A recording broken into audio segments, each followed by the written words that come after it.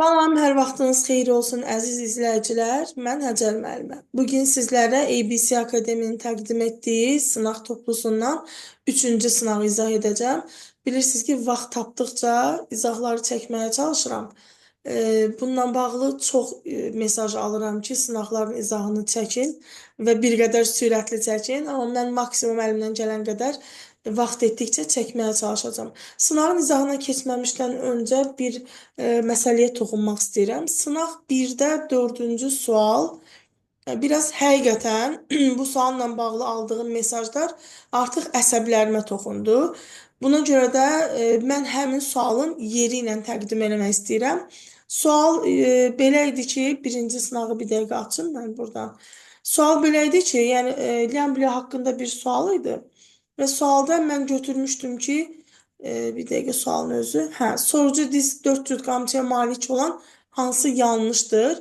Cavab səhv eləmirəmsə A variantı çıxmışdı, amma mən A-nı götürmədim. A-da yəni 1-i götürmədim. Cavabı 2, 3 olaraq qeyd etmişdim. Yenə də sözümün üstündə dururam.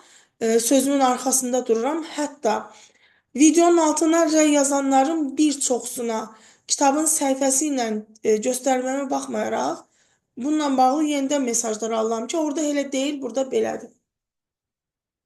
Kim nəyi necə bilir, elə də qəbul eləyə bilər.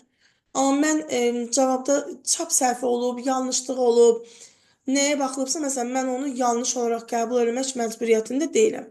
Kim istəyir A variantını düzgün qəbul eləyir, eləsin, mən eləmirəm və yeri ilə də göstərirəm. Təqdim etdiyim kitab, sizlərə göstərdiyim kitab, PDF-in göstərirəm, mənim özümdə kitabın özüdür. 2022-ci ildə çıxan son nəşrdir və səhifəni də qeyd eləmişdim ki, səhifə 103-də. Dərslikdə səhifə 103 və Liambliya haqqında verilən hissəyə baxın. Nazik bağırsaq, qaraciyər və öd kisəsində parazitlik edir. Bu sualla bağlı bir daha da rəy almaq istəmirəm. Kim istəyir qaraciyərdə parazitlik etmir deyə götürsün, kim istəyir qaraciyərdə parazitlik edir deyə götürsün. Artıq bununla bağlı mesajlar həqiqətən də bezdirdi. Kim istəyir A variantını burada düzgün götürsün, götürsün. Mənim heç kimə qarşılacağım yoxdur. Sadəcə olaraq sualda yanlışlıq varsa onu bildirirəm. Bununla bağlı bir daha da mesaj almaq istəmirəm. İkinci bir tərəfdən demək, mən əgər hər hansı bir sualda, məsələn, fikrimi bildirirəmsə ki, burada belə deyil. Mənim heç kimə qarşı düşmənçiliyim yoxdur. Mənim heç kimlə ədavətim yoxdur. Mən sadəcə olaraq sualda yanlışlıq varsa, sakitcə videomu çəkib onu qeyd edirəm. Mən burada durub heç kimlə dalaşacaq bir halım yoxdur, nə də elə bir xarakterim yoxdur. Ona görə deyirəm, kim bu sualda istəyir A variantını düzgün götürsün, mən şəxsən götürmürəm, çünki birdə aid deyil, mənim fikrimə görə. İstəyən düzgün götürə bilər. Belə, üçüncü sualın izahına başlayaq. Həqiqətən də bununla bağlı çünki əsəblərim çox gərildi. Səhifəsini yazıram. Yazırlar ki, məndə də həmin kitabda, amma məndə həmin səhifədə göstərilməyib. Necə olur ki, mən də sizə təqdim etdiyim 2022-ci il nəşrində olan kitabdır.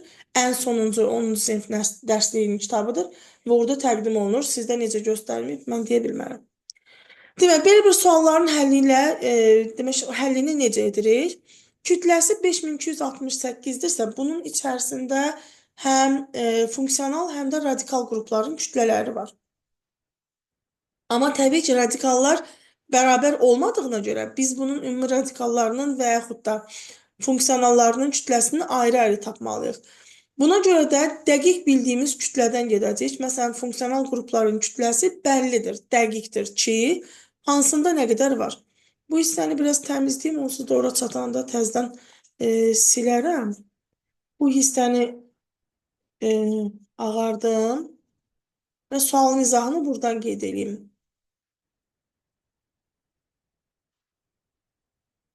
Belə, 51 peptid rabitə varsa, 51 peptid rabitə varsa, deməli 52 amin turşu qalığından ibarətdir bu zulal. 52 amin turşu qalığından birinci və sonuncunun, yəni 2 dənəsini qoyuruq kənara, çünki onların funksional qruplarında fərqlilik olur kütlələrində. Ortada olan 50 dənəni də fərqli hesablayacağıq. Birinci amin turşunun funksional qrupundan OH çıxır. Yəni onun birincinin funksional qrupunun kütləsi 74-dür. OH-ın kütləsi 17-dir. 74-dən 17 çıxanda qalacaq 57.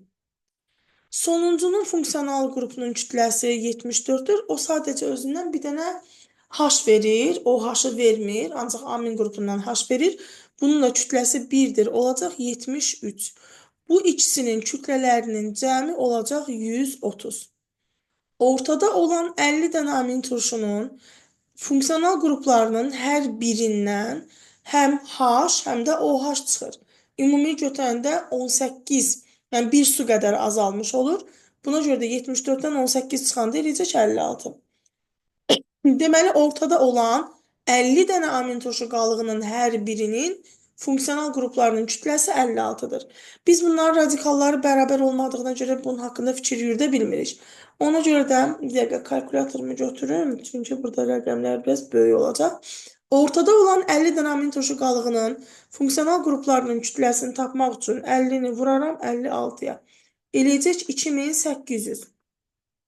Və birinci və sonuncunu da gələrəm üzərinə, 130-da bunu gələrəm üzərinə, 2800. 2800-lə 130-u, yəni birinci və sonuncunu da toplayanda 52 dənə amin turşu qalığının funksional qrupunun kütləsi 2930 eləyir. Ümumi kütlə nə qədər idi? 5268. Ümumi kütlədən çıxaram funksional qruplarının cəmini, çünki dəqiq hesablaya biləcəyim buydu. 5268 və cavab da olacaq 2338, yəni B variantı. Bunun daha qısa həlli yolu varmı bilmirəm. Mən detaylı şəkildə həll edirəm. Yəni birinci və sonuncunu götürüb ortada qalan amin turşuların kütləsini, funksionallarını vurub hesablamaqda başqa bir qısa yolu varmı bilmirəm. İkinciyə baxırıq. Həşəratın qarıncıq buğumlarının sayını N, döş buğumlarının sayı isə M olarsa, stigmaların cəmi hansı ifadə ilə demək müəyyən oluna bilər. Döş buğumlarının sayı, qarıncıq buğumların sayı N-dirsə, N çıxılsın 1 qədər, N çıx 1, burada demək stigmaya rast gəlinir. Və vuracaq 2-yə, çünki hər buğumda 2 dənədir. Çünki sonuncu qarıncıq buğumunda yox idi. Döş buğumlarının sayı M olarsa, M çıxılsın 1 qədər. Bunu da 2-yə vuracam, çünki hər birində 2 qədər olacaq ona görə. Bunları ümumiləşdirsək, stigmaların cəmini hesablasaq, yəni 2N çıxılsın 2, üstə gəlsin 2M çıxılsın 2, bunları nədir bu? Toplasaq da, ümumi toplasaq bunları, bir dəqiqə hesablasaq, 2N çıx 2M, 2N üstə gəl 2M. Çıxılsın 2 mənfi 2 mənfi eləyəcək 4. Bunu da mötərziyə alıb 2-ləri çıxardıb mötərzə xaricinə. 2 N üstə gəlsin, M çıxılsın 4, yəni A variantı olacaq. Biraz bu tip məsələlər aşırı riyaziyyata gedir. Məsələn, ona görə bunları əksər müəllimlər sevmirlər. Üçüncü sual. Çox hüceyrəli bir canlının əmələ gətirdiyi qametlər aşağıdakı kimidir? Yəni 1, 2, 3, 4, 5, 6, 7, 8. Deməli, burada biz 8 növ qamet görürüksə, 2 üstü 3, yəni 3 əlamətinə görə heterozigotluğu var. Və yaxud da bunlarda ilişikli genlər var. Və bundan başqa da bir qamet əmələ gətirmirsə, crossingover baş verməyibsə, demək ki, onda müəyyən genlər ilişikdirlər ki, 4 əlamətə görə heterozigot olan fərdin 8 sort qamet əmələ gəlib. 2 yəni bərabərdir 4. Bunu deyə bilməyəcəyik. Çünki baxın, böyük A ilə böyük B, böyük A, böyük B, böyük A, böyük B. Bütün qametlərdə eyni gəlir. Kiçik A, kiçik B-lərdə qametlərdə eyni gəlir. O zaman bunun A və B genləri ilişikdir. Kiçik A, kiçik B yazırıq. Və S-lər heterozigotdur. Böyük S, kiçik S. Bir də D-lər də heterozigotdur. Böyük D, kiçik D. İlişikli olduğu halda bu bizə 2 sort qamet verir. Böyüksə, kiçiksə 2 sort qamet verir. Böyük də, kiçik də 2 sort qamet verir. Bu ikiləri bir-birinə vurduqda eləyəcək 8. Həqiqətən də 8 sort qamet almış oluruq. Deməli, 2 düzdür. A və B genləri ilişik imiş ki, çünki böyük S ilə də gəlir A, B, kiçik S ilə də gəlir. Deməli, S-lər sərbəstdir. Və yaxud da kiçik D ilə də gəlirlər, böyük D ilə də gəlir. Deməli, D-lər də sərbəstdirlər. Amma bu canlının 2-4-dürmü? Yox. Bu çubuqların hər biri bir xromosom sayılır. Sayılır yoxsa xromosomlar? Yəni burada 2-4 yox, 6 olmalıdır. Ona görə bir düzgün deyil. Bütün genlər fərqli xromosomlarda yerləşir. Bütün genlər fərqli xromosomlarda yerləşirmi? Yox. A və B eyni xromosomda yerləşir. C və D genləri ilişikdir. C və D genləri ilişik olsaydı, böyük C kiçik D ilə və yaxud da kiçik C böyük D ilə gəlməzdi. Ona görə C və D genləri də ilişik deyil. Yalnız ikinci variant doğru olmuş olacaq. Dördüncü sual aşağıdakı şəkildə 4 canlının aid olduğu sistematik taksonlar verilmişdir. Bu canlıların hansında zulal müxtəlifliyi daha azdır? Hə, yəni oxşarlığı çox olmuş olsun. Onda biz bu kateqoriyalardan üst-üstə düşənlərə baxacağıq. Məsələn, bunlar hamısı eyni aləmə aiddirlər. Tip olaraq bir dənə bu kənar tipdir. O zaman kənar olduğuna görə bunu çıxarıq. Çünki xromosom müxtəlifliyi çox olmuş olacaq. Y'lərdən, demək, siniflərdən baxırıq. Hə, zaten bunu çıxmışdıq ikincini. Bunun sinifi də ayrı idi. Dəstəyə gəlirəm. Deməli, 1 ilə 4 eyni dəstədir. Bunun xromosom zulal müxtəlifliyi daha çoxdur, oxşardır. Bir dəqiqə, zulal müxtəlifliyi daha azdır. Hə də, yəni müxtəlifliyi azdırsa oxşarları axtarırıq da. Bir anlıq özümü çaşdırdım. Deməli, üçüncünü də buradan çıxacağıq. Dəstədə kifayət eləyir məncə, çünki digərlərinə doğru getdikcə onlarda növ cins fəslə, buna Nəcəf kişi deyirəm mən, Nəcəf. Nəcəf kişidə əksəriyyət hallarda fərqlilik çoxdur. Ona görə də demək, dəstədə də ikisi oxşar olduğuna görə 1 və 4 bunların zual müxtəlifliyi azdır. Yəni, oxşarlıqları çoxdur demək istəyir. Sual çox qəşəng sual idi, çox xoşuma gəlir o tipli suallar.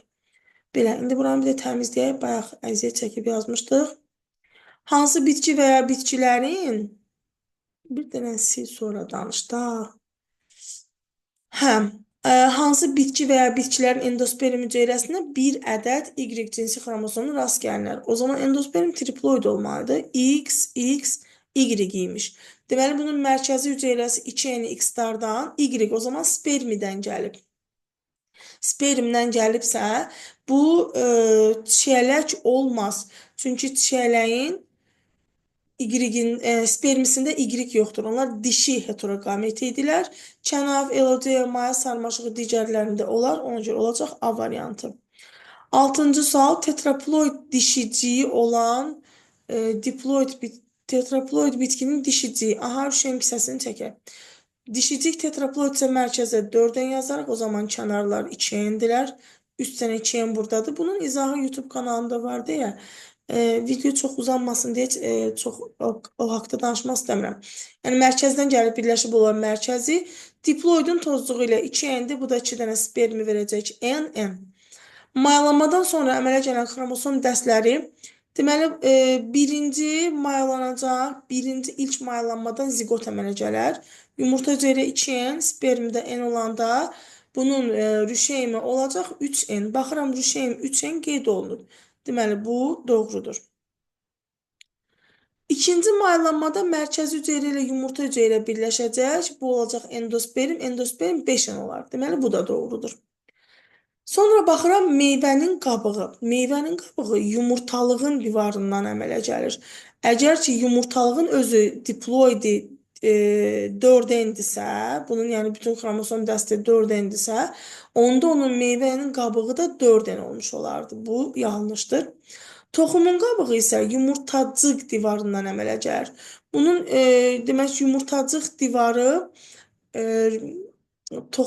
yumurtacığın divarı toxumun qabığına çevrildiyinə görə bizim dişi bitkimiz tetraploiddir. Deməli, toxumun qabığı da tetraploid olacaq.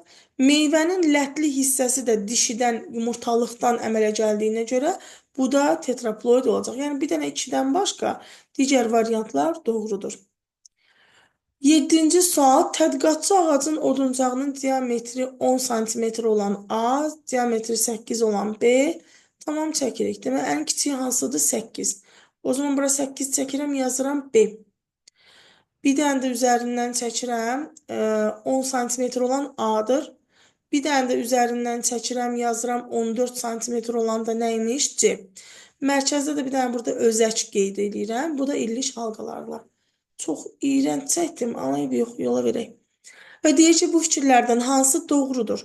Ən cavan halqa C halqasıdır. Ən cavan halqa. İllik halqalar özəyin üzərindən başlayır yaranmağa. Ona görə də ən qədim halqası, ilk halqası özəyin ətrafında olandır. Ən cavan halqası isə Kambin altında yerləşən birinci halqadır. Burada A variantı doğru görünür. Ən cavan halqa ən sonuncudur. Digərləri niyə səhvdirlər? A halqası B halqasından əvvəl yaranıb. Özəyin üzərində olan birinci halqa B-dir. Ona görə B A-dan əvvəl yaranıb. Bu səhvdir. C halqası A halqasından əvvəl yaranıb. A C-dən əvvəl yaranıb. Deməli, bu ağacın birinci yaşıdır, bu ikinci yaşıdır, bu da üçüncü yaşıdır. Təbii ki, birinci, ikinci yaş olur, sonra üçüncü yaş olur. Ona görə də bu da yanlışdır. A halqası özəyə daha yaxındır. Yox.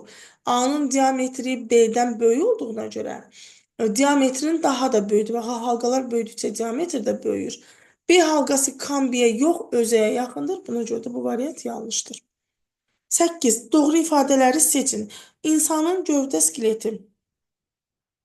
Yastı sümüklə birləşmə əmələ gətirir. Gövdə skeleti dedikdə bütün gövdəni nəzərdə tutur.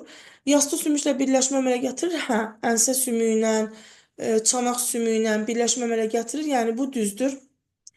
Oynağın əmələ gəlməsində iştirak edir. Bəli, birinci boyun fəqərəsi gövdəyə aid olan sümükdür. Bu da kəllə ilə oynaq əmələ gətirir. Bu da düzdür. Quruluşca 3 növ, quruluşca yox. Eləcə desəydi 3 növ sümük, onurğa, qabırğa, döş sümük. 3 növ sümük var burada. Amma quruluşuna görə dedikdə yastı və qarışıq sümüklərdən ibarətdir. Ona görə bu səhvdir. Hərəkətsiz birləşmə əmələ gətirə bilərmi? Məsələn, çanaq sümüyünə hərəkətsiz birləşmə əmələ gətirir, düzdür. Qarışıq sümüklərlə birləşmə əmələ gətirir, körpücük sümüyü ilə birləşmə əmələ gətirir. Hə, o da qarışıq sümükdür, düzdür. Yəni olacaq A variantı, doğru variant. 9. Qaraciyər sorucusunun hansı orqanoidi kirpikli sürfə mərhələsində aktiv olduğu halda yekun fərd mərhələsində aktiv olmur. Bunun kirpikli sürfəsi suda olur, sudadsa aerob mühitdədir, aerobdursa oksigenli tənəffüs edir. Yekun fərdi anaerob olduğuna görə mitoxondriya ehtiyacı olmur. Daxili qulaqda sümüklü labirintin daxilindəki maye hansı terminlə ifadə olunur? Sümük labirintinin daxilindəki perilimfadır. Köhnə termində istifadə olunacağını düşünmürəm, amma bilmirəm valla. Müəllimlərə hərdən elə suallar salırlar ki, köhnə kitablardan da belə, ona görə bilməyimiz məsləhətdir. X, Y, Z, K ayaq tiplərini müəyyən etməliyik. Deməli, X olacaq tullandırıcı, Y yürücü, Z üzücü, üzmə pərdələri, üzgəcləri var burada. Üzgəc yox, üzmə pərdələri var. Bu da qazıcı. Yəni, səhv eləmirəmsə A variantı olar. Bir də bu ayaq tiplərinə bağlı nə deyim, nəyə baxın burada. Məsələn, bud, baldır hissəsi yaxşı inkişaf edibsə, tullandırıcı. Əgər üzmək üçün bir uyğunlaşması varsa, məlum məsələ üzücü, çanaq hissəsi yaxşı inkişaf edibsə, bu da olacaq qazıcı. Çünki qazdıqca güc çanaq hissəyə düşür. Ona görə də bu da qazıcı ayaq tipində daha yaxşı inkişaf eləmiş olur. 12. Hərdən öz əməyimə elə heyfim gəlir, deyirəm, maksimum dərəcədə kömək eləməyə çalışıram. Amma bəzən elə yorumlar görürəm, elə rəylər görürəm, deyirəm ki, heyf də, həcər, heyf əziyyətindən ki, iki daşın arasında sən bu köməyi eləyirsən, amma bunu bu şəkildə, necə deyim, reaksiya verənlər. Hər kəsin öz ürəyinə. Mənim sadəcə vicdanım yol vermir, imtahana çox az qalıb və imtahana az qaldığı müddətdə özüm də üst-üstə bir neçə imtahanım var qarşıda məni gözləyən. Yəni, mənim özüm bu dəqiqə imtahanlarım başımdan aşır. O dərəcədə çox imtahanım var. Onları da hazırlaşıram, bir tərəfdən də kömək göstərməyə çalışıram. Yəni, bu boyda demirəm, hamı desin ki, nə yaxşı iş görürsən. Sadəcə olaraq hörmətsizlik olunmasına qarşıyam. Yəni, mən heç kimə qarşı hörmətsizlik eləmirəm. Özümə də qarşı o cür rəyləri istəmirəm. Bir də əzizlərim, bir söz deyim. Hər hansı bir rəy yazmamışdan öncə nə olar ki, onu bir dənə dərslikdən axtarın. Məsələn, leykozla bağlı bir rəy almışam, deyir ki, leykoz irsi xəstəlik deyil. 8-ci sinifdə xəstəlikləri atsaz, qan xəstəlikləri var, hansı ki, bunlar irsidirlər.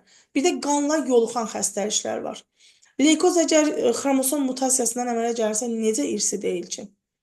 Yəni, nə olar ki, rəy yazmamışdan öncə bir dənə dərsliyi vərəqləyin, sonra məndə səhv tutmağa çalışın. Mən də insanım, səhv eləyə bilərəm, amma məsələn, mən əmin olmadığım ifadələri işlətmirəm. 12. Şəkildə müxtəlif canlıların ürəyinin quruluşu verilmişdir. Buna əsasən hansıları söyləmək olmaz. Burada yarımçıq ara kəsmə olduğunu görürük, bu sürünəndir. Burada isə B-də sol mədəcikdən sağ aorta qövsü çıxıb, bu quşdur. C-də isə sol mədəcikdən sola doğru yönəlmiş aorta qövsü çıxıb, bu məməlidir. İndi bizə deyir ki, hansıları söyləmək olmaz. A canlısının aid olduğu sinfin nümayəndələrində ilk dəfə borulu sümüklər əmələ gəlir. Borulu sümüklər ilk dəfə kimdə əmələ gəlmişdi? Suda quruda yaşayanlarda. Bu isə sürünəndir. Deməli, bunu söyləmək olmaz. Biz səhvləri axtarırıq. B canlısı xordalların ən cavan sinfinə aiddir. Bəli, quşlar xordalların ən cavan sinfidir. C canlısı sürünənlər sinfinə aid ola bilər, olmaz. Bu məməlidir. Əgər məsələn bu 4 kameralı olsaydı, timsahı nəzərdə tutsaydı, cüt aorta qövsü olardı onda. A canlısı diri bala doğan canlı ola bilər. Sürünənlərdən diri bala doğanlar var. Məsələn, gürzələr falan diri bala doğur. Bunu demək olar. B canlısı pulcuqlu ola bilər. B canlısında pulcuq ola bilər. Quşların pəncərəsində pulcuq var idi. C canlısı kloakaya malik ola bilər. Bəli, ola bilər. İlk məməlilərdə kloaka var, bu da ola bilər. Yəni, sadəcə 1 və 3 düzgün cavabımız olacaq C variantı. 13-cü sual. Kərtənkələnin yumurtalığın yetişmə zonasında cəmi 12 hüceyrədə qütblərə bir xromatidli xromosomlar çəkib. Tamam. Bir xromatidli xromosomları biz görürük meyoz 2-nin anafazasında. Bir hüceyrə daxil olanda meyoz 2-nin anafazasında 2 hüceyrə görürük. Əgər burada 12 hüceyrə görürüksə, deməli başlanğıcda 6 hüceyrə daxil olub. Və bu 6 hüceyrə bunu niyə mən 6 yazdım ki bura? Və bu 6 hüceyrədən kərtənkələ yumurtalığın dediyinə görə heteroqametdir. Meyoz 1-də X, Y ayrılır. Meyoz 2-də də 2 dənə X, 2 dənə də Y olur. İndi əgər 6 dənə hüceyrə idisə, 6 dənə hüceyrədən sadəcə 2 dəfə çox 12 dənə hüceyrə əmələ gəlirsə, məsələn, burada X-lər, Y-lərin sayı meyoz 1-in sonunda bunlardan olacaq 12 dənə. Və meyoz 2-nin sonunda bunların hər birindən 2 dəfə artacaq. Yəni, olacaq hər birindən 6-6. Yəni, toplam 24 dənə hüceyrə əmələ gəlmiş olur. Və bizə deyir ki, sonda əmələ gələn X cinsi xromosomlu qametlə Y cinsi xromosomlu qametlərin sayı bərabərdir. Cəmi 6 qametim olmalıdır. Bunun onda 3 dənəsi X qametidir. Deməli, 3 dənəsi də Y-in qametinə çevrilir. Və deyir ki, alınan yumurta hüceyrələrinin içərisindən neçəsi dişi fərdin əmələ gəlməsində iştirak edir. Alınan yumurta hüceyrələrdən sadəcə 3 dənə Y daşıyan dişi fərdin əmələ gəlməsində iştirak edər. Yəni, birinci sırada cavabımız 3. Bu zaman neçə hüceyrədə qütblərə yalnız Y cinsi xromosomu çəkilər. Yalnız Y cinsi xromosomu çəkilər deyirsə, arkadaşlar, baxın, bu hüceyrəni nəzərdə tutur. Desəydi ki, qütblərə Y cinsi xromosomlarının çəkilməsi nəticəsində cəmi neçə hüceyrə alınır, onda cavab olacaqdı 12. Amma bax, bu dairəyə aldığım hissədə qütblərə çəkiləndən sonra bölünüb əmələ gətirir hərəsindən 6-6 olmaqla. Yəni, cəmi 12 dənə hüceyrə əmələ gətirir. Ona görə qütblərdə çəkilən deyirsə, biz buradakı 6-nı götürürük. 3 və 6 düzgün cavabımız olur C variantı. Bu deyəsən, biraz yekədir, bunu yığaq. Aha, bu hissəni də silim, görünsün deyəm. Sonra 14. Verilmiş şəklə əsasən doğru bəndi müəyyən edin. Aha, bura olsun üskük, bölünmə, böyümə, sorucu, bir də ötürücü. K hissəsində əmələ gələn hüceyrələr N-ə bölünərək Z hissəsinin hüceyrələrini əmələ gətirir. K hissəsində olan hüceyrələr N-ə bölünərək, yox, bunlar uzunluğa böyüyərək, bölünərək Z-in hüceyrələrini əmələ gətirir. Düz bilirəmsə, bir dəqiqə fikrimi dəqiqləşdirim. K, yəni bölünmədə əmələ gələnlər eninə bölünərək Z hissəsinin üzərlərini əmələ gətirir. Zənnimcə bu fikir yanlışdır. Eninə sözü deyildi. Orada düz xatırlayıramsa kitabda uzunlaydı. Ona görə bu olmaz. K zonasında tam formalaşmış ötürücü borular olur. K-da ümumiyyətlə bura bölünmədi. Burada heç formalaşmış ötürücü borular da olmur. Y zonasında olan əmici tellər örtük toxumasına aiddir. Ümumiyyətlə, əmici tellər örtük toxumasının cavan çıxıntılardır, cavan hüceyrələrinin çıxıntılarıdırlar. Bunu düzgün götürərik. Z zonası hesabına Y zonası vasitəsilə sorulmuş su və üzvi maddə söhbəti burada olmadı. Çünki əmici tellər torpaqdan üzvü maddəni sormaz. F-in hüceyrələri qalın qılaf, F üskükdürsə qalın deyil. Köhnə nəşr dərsliklərdə qalın yazılmışdı. Son dövr nəşrliklərində 6-cı sinif dərsliyində bura nazik qılaflı yazılıb. Və buna görə də bu olmadı. Sadəcə 3 və variantımız olacaq Y. 15 böyüdək. Hansı geoloji era və ya eralarda onurğalı heyvanlar mövcud olmayıb. Onurğalılar yaranıblar Ordovikdə. Ordovikdə paleozoydur. Paleozoydan üzü yuxarı hamısında var. Paleozoy, mezozoy, kaynazoyda var. Arxey və proterozoyda yoxdur. Yalnız 3 və 5 düzgün variant olacaq D. Sonra 16-cı sual. Şəkildə xanı balığının skeletinə aid hissələr verilmişdir. Deməli, bu quyruq, bu isə gövdə fəqərəsidir. Verilənlərə əsasən ABC ifadəsinin qiymətini tapın. Ümumi sümüklərin sayı. Səhv eləmirəmsə bunun cavab kartında variantı başqa olmalıydı. Amma mən yenə də öz düşündüyümü deyirəm. Top atəşinə tuta bilərsiniz, indidən deyim. ABC-nin cəmi nədir? A ümumi sümüklərin sayıdır. DİM test toplusunda verilən testlərə əsasən burada bir sümük var, burada da bir dənə sümük var. Yəni burada cəmi 2 dənə sümük var. A-nın qiyməti 2-dir.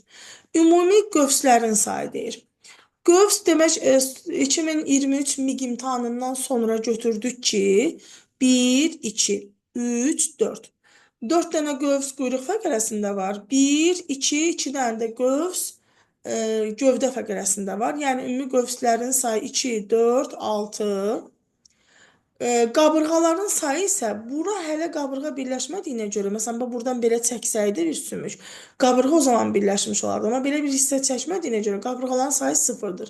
6 və 2-ni toplayanda eləcək 8. Amma səhv eləmirəmsə cavabı başqa variant vermişdi, yadımda deyil indi. Qoyunlarda tükün qıvrım forması hamar forma üzərində natamam dominatlıq edir. Deməli, yazıram böyük B qıvrımdır, kiçik B hamardır. O zaman natamam dominatlıq varsa, heterozigot vəziyyətdə bunlar olacaq dalğalı. Yazdıq bura. Bu qoyun populyasiyasında, bir dəqiqə götürək kalkulyatorumuzu. Bu qoyun populyasiyasında 800 fərddən 128-i hamardır. Onda hamar dediyimiz kiçik B-lərdirlər 128 fərddirsə. Biz kiçik B-nin rast gəlmə tezliyini tapmaq üçün 128-i bölərik ümumi fərdlərin sayına. 128 böl 800. 0,16 eləyir. Bundan da kök aldıqda kiçik B-nin rast gəlmə tezliyi 0,4 olur. O zaman böyük B-nin ki, ikisinin cəmi 1 olduğuna görə 1-dən çıxanda qalacaq 0,6. İndi bu hissəni də silək. Bizə deyir ki, dalğalı tükə malik qoyunların saylarının cəmini tapaq. Dalğalı tük dediyimiz 2 böyük B kiçik B'dir, heterozigotdur. 2 vurulsun, 0,6 vur 0,4, bu da eləyir 24-48%. 800 qoyunun 48%-ni taparıq. 800 vurulsun 48 bölünsün 100. Bir dəqiqə hesablayaq. 8 vur 48 yazaq da elə. Bu da 384. Yəni variantımız olacaq C variantı. 18. Şəkildə nefronun quruluşu və strukturlar rəqəmlərlə verilib. Geriyə sorulma prosesi ola bilər. Geriyə sorulma qədəyə bənzər kapsuldan çıxandan sonra bütün strukturlarda geriyə sorulma var. Əslində bunun biraz da daha incəliyi var. Sadəcə bizə o qədər incəlik lazım deyil. Qədəyə bənzər kapsulun özünə süzülmə gedir. Geriyə sorulma ondan çıxan hissələrin hamısında var. Yəni 2, 3, 5 olacaq Y variantı. 19. Demək, aşağıda xromosomlar təsvir olunan iki canlının çarpazlaşması zamanı aşağıdakı fenotiplər alınıb. Buna görə fenotipi verilən fərdlərdən hansılarını əmələ gətirən qametlərdən ən az birinin əmələ gəlməsi zamanı crossing overin baş verdiyini mütləq şəkildə söyləmək olar. Demək, ən az birinin əmələ gəlməsi zamanı crossing overin baş verdiyini söyləmək olar deyir. Baxaq. Böyük S ilə böyük D ilişikdir. O zaman bunlar ilişiklikdən alınıb və böyük A ilə də böyük B ilişikdir. Bu qamet mütləq ilişiklikdən alınıb. Burada crossing over yoxdur. İkinciyə baxırıq. Böyük A ilə böyük B ilişikdir. Amma böyük A ilə kiçik B-dən bir fenotip alıbsa, deməli burada crossing over gedib. O zaman bunu götürərəm. Yenə də böyük A ilə kiçik B var. Böyük S ilə kiçik D var. O zaman burada da gedib deyə bilərəmmi? Bilərəm. Burada isə deməli bu canlıda kiçik A ilə kiçik B-lər buradan ilişik keçsə, buradan da ilişik keçəcək.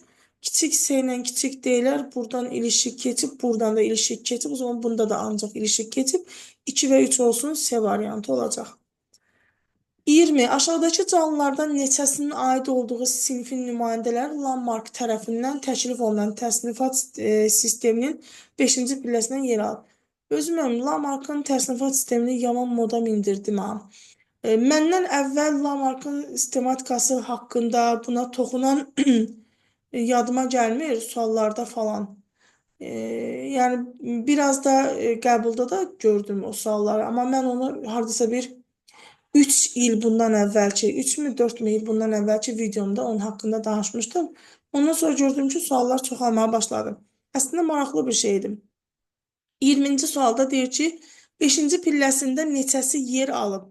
Lamarck'ın 5-ci pilləsində balıqdır, bir də sürünəndir. O zaman balığı götürəcəm 1, sürünəni götürəcəm 2, bu da sürünəndir 3. Suda qurda yaşayan ümumiyyətlə Lamarck'da yoxdur. Quş da olacaq 6-cı pilləsində 3 dənəsinə rast gəlmək olar. 21. Bakteriyalara aid olan belə bir məsələdir. Baxırıq. 2 saat varsa maksimum bölünməyə məruz qalan həm. 2 saat 2 üstü 6'dır. Maksimum dediyinə görə 20 dəqiqə hesablayacaq. Bu deyəcək 64. Bir bakteriyadan 64'ə əmələ gəlibsə, o bir dənəni çıxanda 63'ü bölünməyə məruz qalır.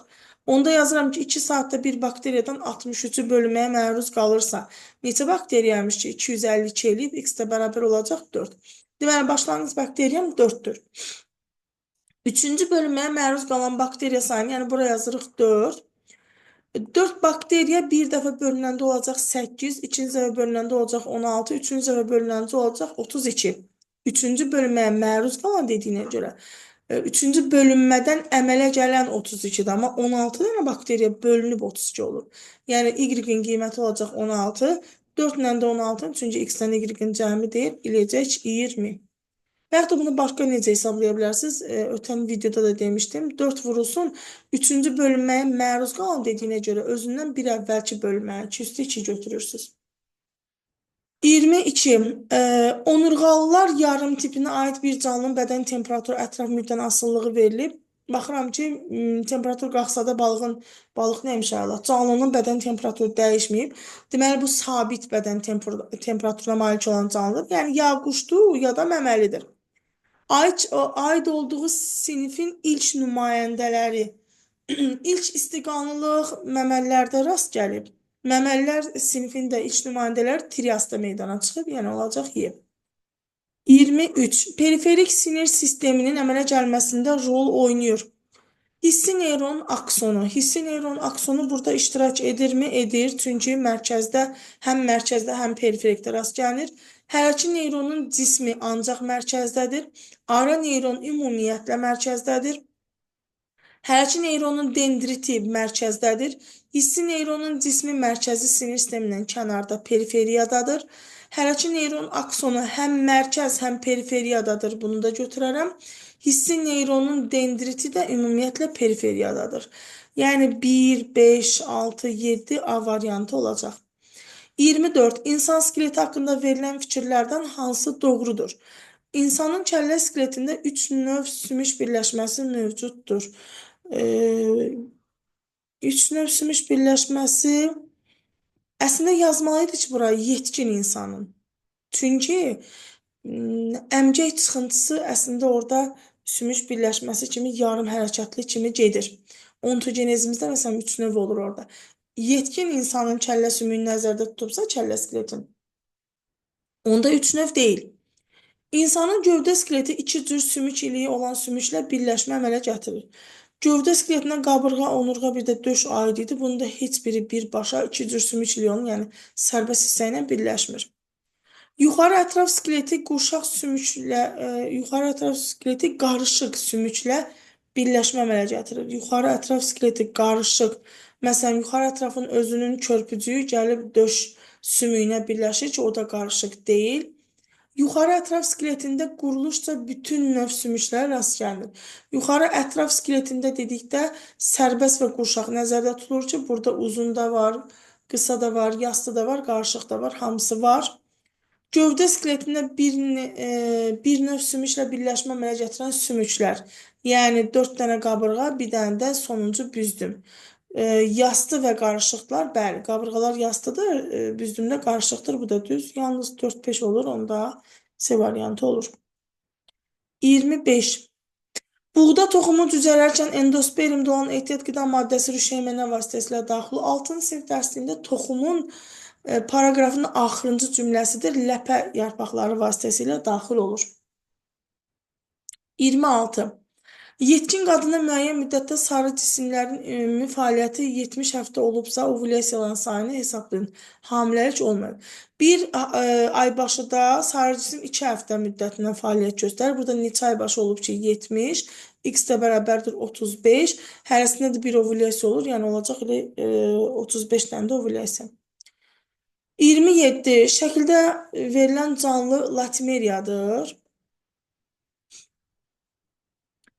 Haqqında doğru ifadələri seçin deyir.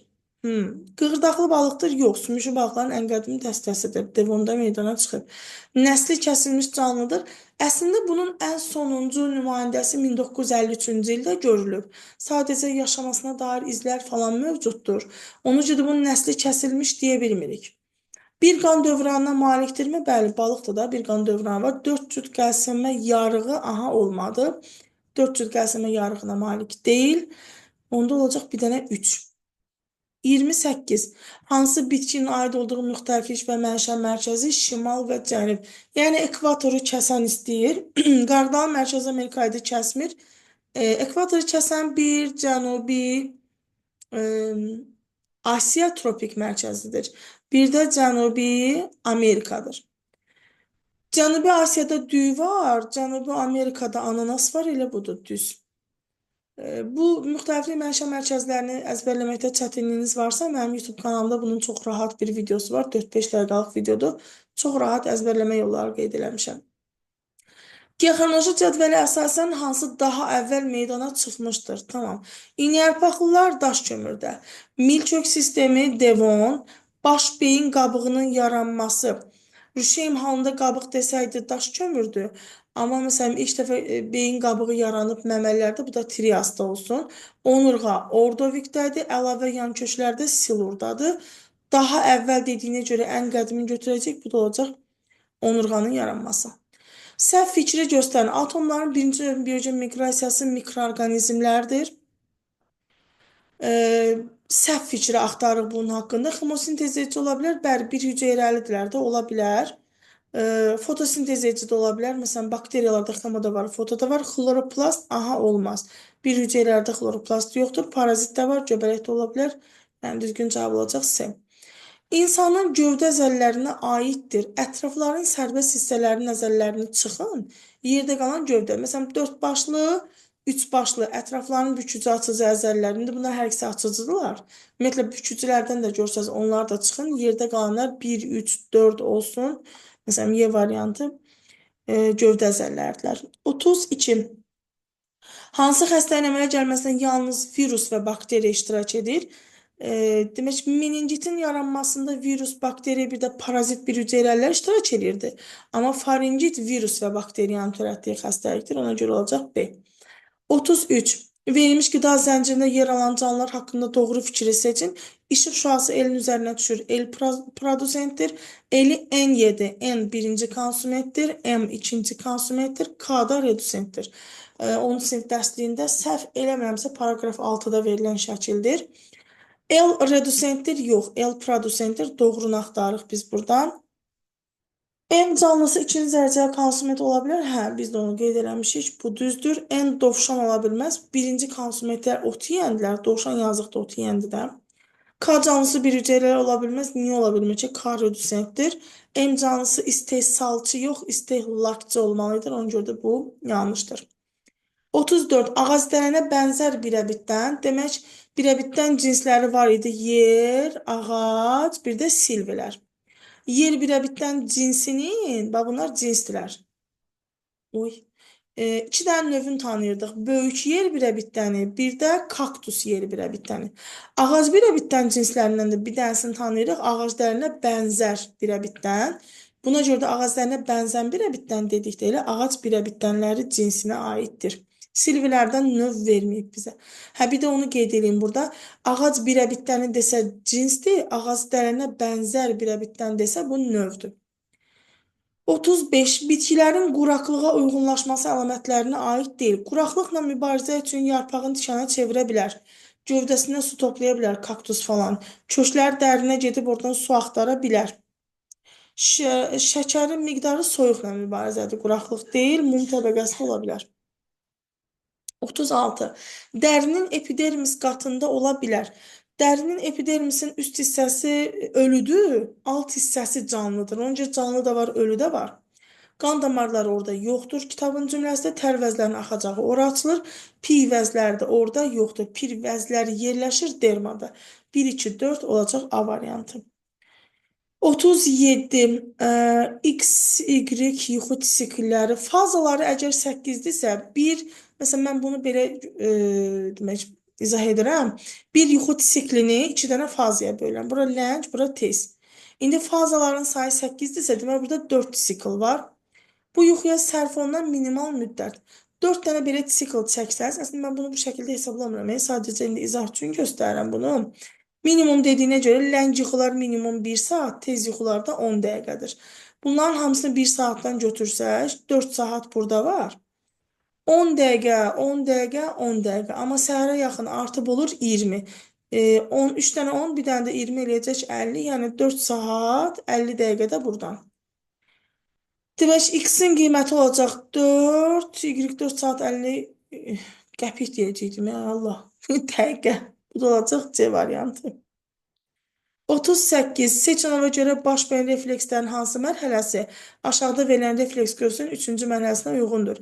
Seçin ona görə baş beyin reflekslərin 1-ci mərhələsi duyğu orqanlarında əmələ gələn oyanma. Məsələn, gördüm ki, İraq olsun, maşın qəza elədi. Bunu gördüm.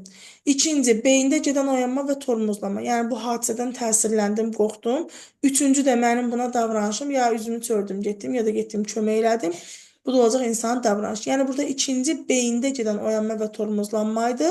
O da buradakı baş beyin mərkəzi sinir sisteminə aiddir. Ona görə olacaq C. 39. Müasir bitkilərdə aşağıdakı dəyişikliklərdən hansı quraqlıq şəraitində yaşamanı təmin etməz? Hə, quraqlıqla bağlı mübarizəyə aid deyil. Demək, yarpaq və gövdənin tükçüyə çevrilməsi, tikana çevrilməsi olar, ağızcıqların dərinə keçməsi, məsələn, yeni yarpaqlarda bu şəkildə idi. Yarpaq sahəsinin genişlənməsi mübarizə deyil artıq. Cəmaət deyil, quraqlıqdır və ağızcıqlarını genişləndirib elə. Yarpaqların tikana çevrilə bilər, gövdəsinə su toplaya bilər. Bu da düz. Və sonuncu sual, bir dəqiqə, hə, dedim, bəs neysə qalıb orada.